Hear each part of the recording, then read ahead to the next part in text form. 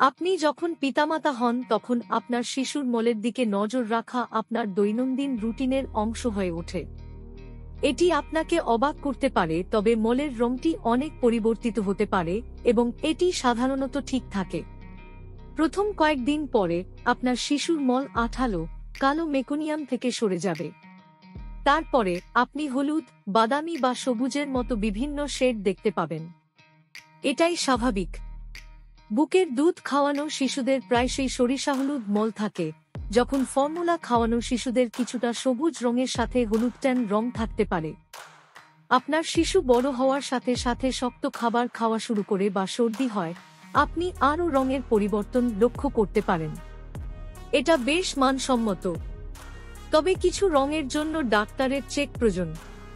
আপনি যদি লাল দেখতে পান তবে এর অর্থ রক্ত হতে পারে।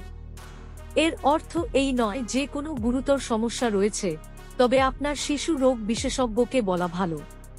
কখনো কখনো শিশুরা জন্মের সময় রক্ত গিলে ফেলে, যা তাদের মলের মধ্যে প্রদর্শিত হয়। কালো মলও মনোযোগ আকর্ষণ করা উচিত। এর অর্থ হতে পারে যে কিছু সময়ের জন্য অন্ত্রের মধ্যে রক্ত রয়েছে। তবে মনে রাখবেন, প্রথম